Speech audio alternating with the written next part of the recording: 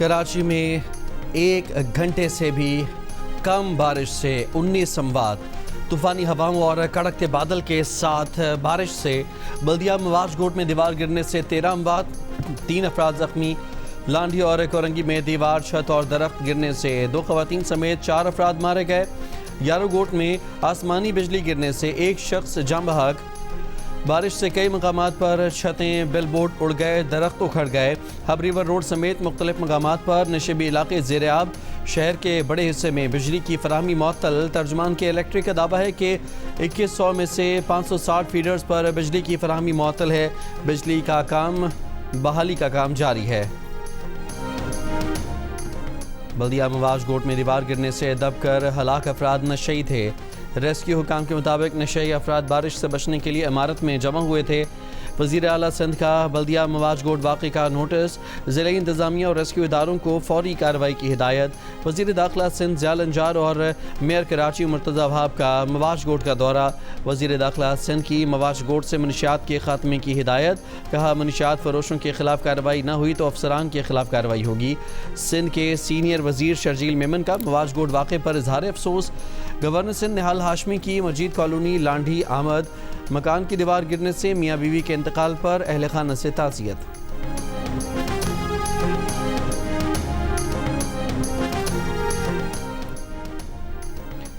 حیدرآباد میں بھی بارش، شہر کے نشیبی علاقوں میں پانی جمع، فیڈر سٹرپ ہونے سے بجلی کی فراہمی معطل۔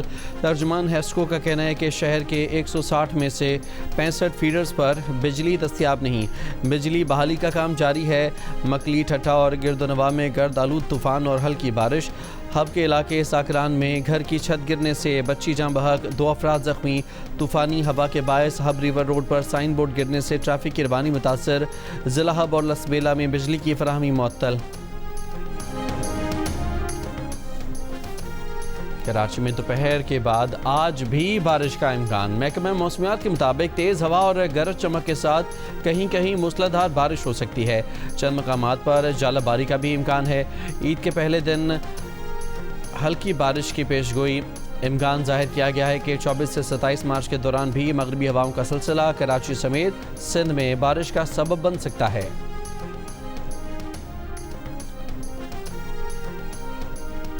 اسرائیل کی جانب سے ایران کی ساحلی جنوبی پارس فیلڈ میں گیس تنصیبات پر حملے کا انتقام۔ ایران کا قطر کے راس الفان صنعتی علاقے پر حملہ، تنصیب میں آگ بھڑک اٹھی، شدید نقصان پہنچا۔ راس الفان پورٹ پر دنیا کی سب سے بڑی LNG ایکسپورٹ تنصیب قائم ہے۔ LNG سپلائی متاثر ہونے کا خدشہ۔ ایران کی جانب سے رات پر بھی بیلسٹک میزائل حملے، 4 بیلسٹک میزائلوں کو فضائی دفاعی نظام نے تباہ کیا۔ میزائلوں کا ملبہ شہر کے مختلف علاقوں میں آ گرا۔ خلیجی میڈیا کے مطابق ایرانی میزائل کے ٹکڑے گرنے سے 4 افراد زخمی ہوئے۔ ابوظہبی کی افشان گیس تنصیبات اور باب فیلڈ پر میزائل کے ملبہ گرنے کے واقعات، تنصیبات متاثر، کام عارضی بند۔ عراق میں ام القصر بندرگاہ کے قریب ڈرون حملہ، عراقی بحریہ کے اڈے کو نشانہ بنایا گیا۔ گیس تنصیب پر حملے کے بعد قطر کا 2 ایرانی سفارتکاروں کو ملک چھوڑنے کا حکم۔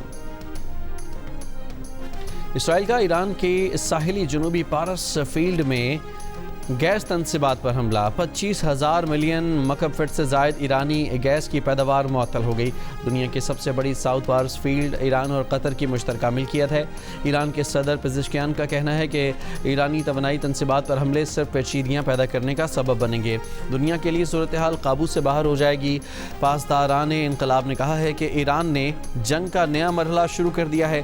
پڑوسی ممالک کی توانائی تنصیبات اور معیشت کو نقصان نہیں بنانا چاہتے تھے، مگر ہمیں توانائی تنصیبات پر حملے کے لیے مجبور کیا گیا۔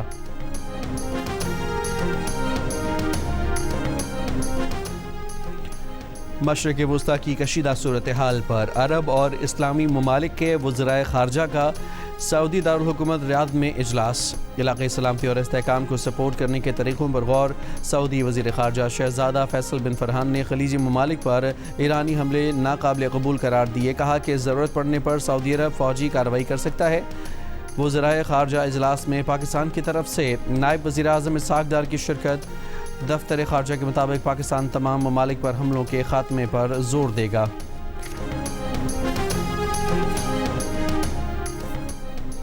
دنیا کی سب سے بڑی LNG تنصیبات پر حملے کے بعد صدر ٹرمپ کا فیصلہ۔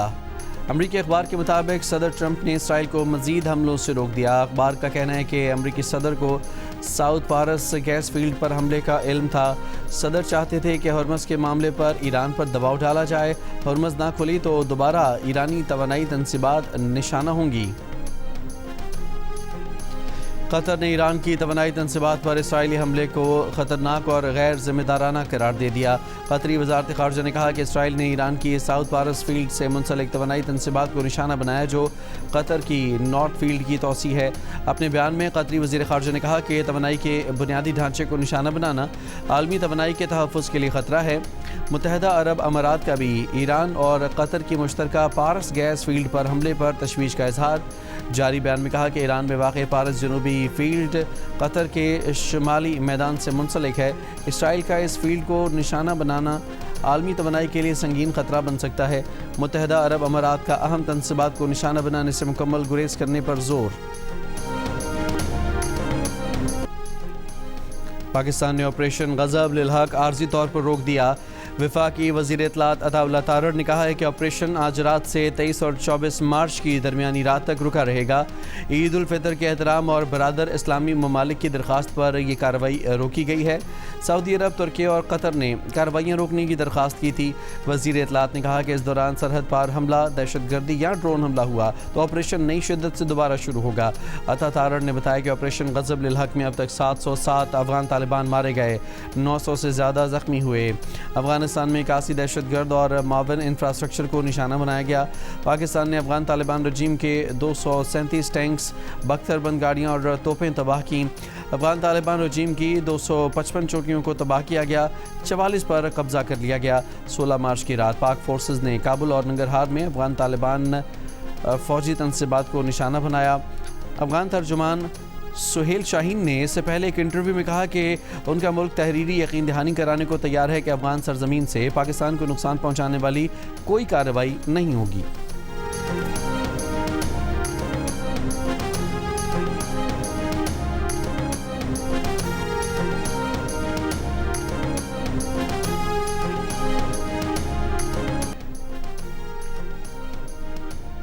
D G I S P R lieutenant general Ahmed Sharif Chaudhry نے کہا ہے کہ کابل میں ہدف افغان طالبان کے گولہ بارود اور ہتھیاروں کے علاوہ ڈرون طیاروں کا ڈیپو تھا۔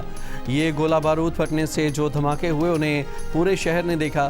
جیو نیوز کے پروگرام کیپٹل ٹاک کے میزبان حامد میر سے گفتگو میں انہوں نے کہا کہ حملے میں سویلینز کی ہلاکتوں کا پروپیگنڈا جھوٹ ہے۔ طالبان کے اکثر جنگجو وردی نہیں، سویلین لباس پہنتے ہیں اور طالبان منشیات کے عادی افراد کو خود کو حملوں کے لیے بھی استعمال کرتے ہیں۔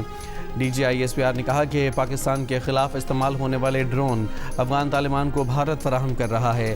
پاکستان کی افغان عوام سے کوئی لڑائی نہیں، انہیں تو خود دہشت گردوں نے یرغمال بنا رکھا ہے۔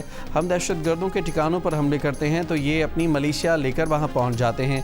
ہم نے ان کی 81 لوکیشنز پر اسٹرائک کی ہیں اور یہ سارے حملے دہشت گردوں کو سپورٹ کرنے والے انفراسٹرکچر پر کیے گئے ہیں۔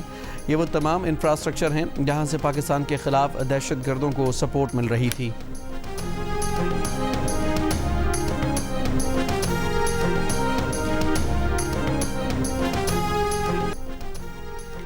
ایرانی سیکیورٹی چیف علی لاریجانی کی شہادت کے بعد اسرائیل پر جوابی کارروائی۔ ایران نے تل ابیب پر میزائلوں کی بارش کر دی۔ اسرائیلی دفاعی نظام آئرن ڈوم میزائل حملے روکنے میں ناکام۔ تل ابیب میں زوردار دھماکے، متعدد علاقے نشانہ بنے، آگ بھڑک اٹھی۔ اسرائیلی شہر عین شمس بیت شمیس پر میزائل حملے میں متعدد عمارتیں نشانہ بنیں۔ ایرانی میزائل فوجی تنصیبات تک بھی پہنچے۔ اسرائیلی شہر ہولون میں بھی تباہی کے مناظر، گاڑیوں اور سڑکوں کو نقصان پہنچا۔ ایرانی حملے سے بن گورین ایئرپورٹ پر کھڑے 3 جہازوں کو نقصان۔ ایرانی حملوں میں 200 سے زائد اسرائیلیوں کی ہلاکت اور زخمی ہونے کی دعوے۔ اسرائیل کی 2 افراد کی ہلاکت اور کم و بیش 200 کے زخمی ہونے کی تصدیق۔ ایران کی جانب سے اسرائیلی اور امریکی اڈوں پر 100 سے زائد اہداف پر میزائل داغے گئے۔ اسرائیلی صدر نے اعتراف کیا کہ نئے ایرانی میزائل بڑا چیلنج بن گئے ہیں۔ 6 سے 8 کلو گرام کے ایرانی میزائل موت اور تباہی لاتے ہیں۔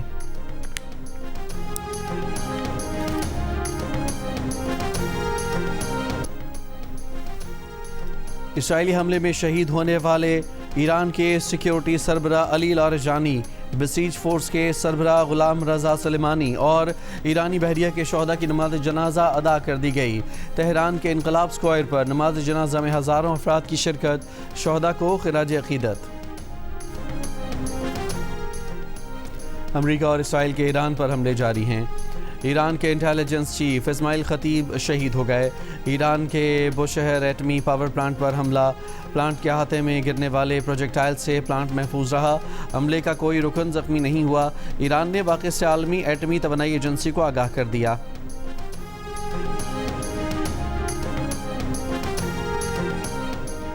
خلیجی ممالک کے شہری علاقوں کے قریب حملوں کی ذمہ داری امریکہ پر عائد ہوتی ہے۔ 28 فروری کو جنگ شروع کرنے کا الزام مکمل طور پر امریکہ پر عائد ہوتا ہے۔ ایرانی وزیر خارجہ عباس عراقچی کا عرب ٹی وی کو انٹرویو، کہا کہ امریکی افواج نے فوجی اڈوں سے نکل کر شہری علاقوں اور ہوٹلوں میں منتقل ہونا شروع کر دیا ہے، جس کے باعث ایسے مقامات بھی نشانے پر آئے جو آبادی کے قریب ہیں۔ جہاں جہاں امریکی افواج یا ان کی تنصیبات موجود تھیں انہیں نشانہ بنایا گیا۔ ممکن ہے نشانہ بنائے گئے کچھ مقامات شہری علاقوں کے قریب ہوں۔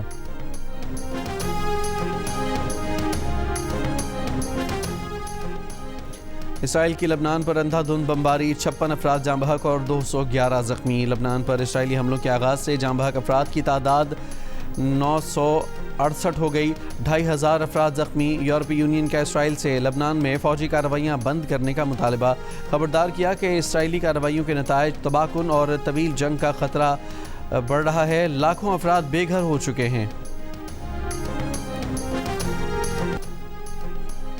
D G I S P R lieutenant general Ahmed Sharif Chaudhry نے کہا ہے کہ پاکستان نے اپنے خلاف شروع کی جانے والی جارحیت کا جواب دیا ہے۔ افغان طالبان رجیم نے دہشت گردوں کو اپنے پاس چھپا کر رکھا ہوا ہے، حتیٰ کہ سرکاری عمارتوں میں بھی دہشت گرد چھپے ہوئے ہیں۔ افواج پاکستان کے ترجمان کا کہنا ہے کہ پاکستان بات چیت کے لیے تیار ہے، لیکن پہلے دہشت گردوں کو پاکستان کے حوالے کرو اور اپنے ملک میں دہشت گردی کے مراکز کو ختم کرو۔ افغان طالبان کو فیصلہ کرنا ہے کہ ان کے لیے دہشت گردی اہم ہے یا امن۔ افغان طالبان کو فیصلہ کرنا ہے کہ ان کے لیے ٹی ٹی پی اہم ہے یا پاکستان۔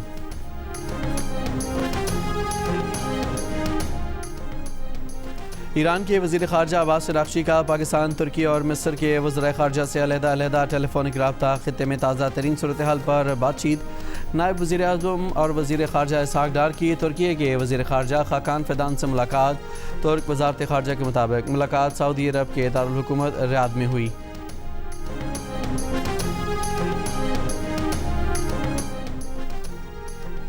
وزیر اعظم شہباز شریف کا کویتی ولی عہد سے ٹیلی فونک رابطہ۔ وزیر اعظم کی کویت پر حملوں کی شدید مذمت، قیمتی جانوں کے ضیاع پر افسوس کا اظہار کیا، اختلافات کو مذاکرات اور سفارتکاری کے ذریعے حل کرنے کی ضرورت پر زور دیا۔ وزیر اعظم نے عمان کے سلطان سے ٹیلی فونک رابطے میں امن، استحکام اور تعمیری بات چیت کو برقرار رکھنے کی اہمیت پر زور دیا۔ امریکی سینٹ کی انٹیلیجنس کمیٹی میں امریکی ڈائریکٹر نیشنل انٹیلیجنس تلسی گیبارڈ کی کھنچائی۔ تلسی نے پچھلے سال جون میں ایران پر حملوں کے بعد کہا تھا کہ ایران کی ایٹمی افزودگی کی صلاحیت بالکل ختم کر دی گئی ہے۔ کمیٹی نے پوچھا کہ اب وائٹ ہاؤس نے 1 مارچ کو کہا تھا کہ امریکہ نے ایران کے لازمی ایٹمی خطرے کو ختم کرنے کے لیے مہم شروع کی ہے۔ جب جون میں ایران کی ایٹمی صلاحیت ختم ہو گئی تھی تو اس کا خطرہ دوبارہ کیسے پیدا ہو گیا؟ تلسی گیبارڈ کئی بار پوچھنے کے باوجود جواب نہ دے سکیں۔ کہا کہ یہ طے کرنا اس صدر کا کام ہے کہ کوئی خطرہ لازمی ہے یا نہیں۔ کمیٹی کے ایک رکن نے یہ بھی کہا کہ آپ نے ایران کی ایٹمی افزودگی کی صلاحیت ختم کرنے کا بیان اپنے تحریری جواب میں نقل کیا، مگر تقریر میں کیوں چھوڑ دیا؟ تلسی گیبارڈ نے کہا کہ ایسا وقت کی کمی کی وجہ سے کیا گیا۔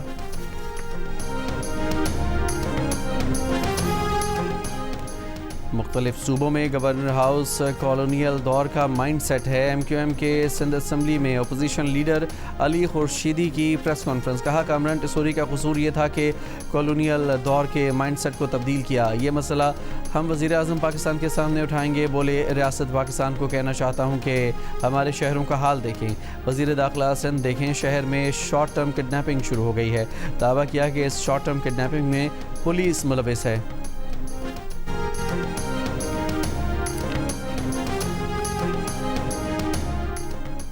پٹیالہ جیل میں بانی پی ٹی آئی کی متاثرہ آنکھ کا چیک اپ۔ بانی پی ٹی آئی کا طبی معائنہ اہلیہ بشرا بی بی کی موجودگی میں کیا گیا۔ میڈیکل بورڈ کی جانب سے مکمل رپورٹ جلد چیف کمشنر کو پیش کی جائے گی۔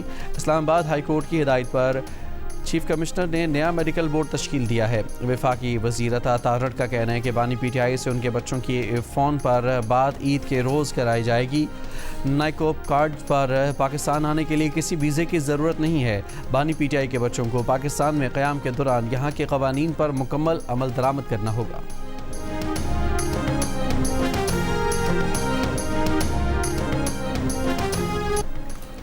پاکستان کرکٹ بورڈ نے پی ایس ایل 11 کے اینتھم کے لیے سنگرز کا اعلان کر دیا۔ ایک بار پھر پاکستان کے نامور گلوکار عاطف اسلم اپنی آواز کا جادو جگائیں گے۔ دیگر گلوکاروں میں آئمہ بیگ، دانیہ کمل اور ساوری سسٹرز شامل ہوں گی۔ پی ایس ایل 11 کے اینتھم کا تھیم بیٹ پہ کھیلیں گے رکھا گیا ہے۔ دوسری جانب پی ایس ایل ٹرافی کا سفر بھی جاری ہے۔ مختلف شہروں کے ٹور کے بعد P S L trophy Peshawar پہنچ اور لاہور کی سڑکوں پر بلا کی دھوم۔ ایکشن، ڈرامہ اور سنسنی سے بھرپور فلم بلا عید الفطر پر ریلیز کے لیے تیار۔ فلم میں لیجنڈری اداکار شان کا زبردست ایکشن دیکھنے کو ملے گا۔ ریلیز سے پہلے کاسٹ کا لاہور میں بس ٹور، ہر طرف بلا کے چرچے۔ بلا اس عید پر مداحوں کو لطف اندوز کرنے کو تیار۔ بڑا اچھا سبجیکٹ ہے اور بڑا اچھا میوزک ہے فلم کا، ایکشن سیکوینسز بہت اچھے ہیں، تو آپ کو you have a good time. Music is out standing, اتنا اچھا میوزک ہے، ہر گانا جو ہے وہ آپ کے دل کو لگتا ہے۔ یہ فلم ایسی ہے کہ جس میں پراپر صحیح مسالے والی فلم جس کو کہتے ہیں، ایکشن تو ہے، زیادہ ایکشن ہے لیکن لوگوں کو مزہ آئے گا۔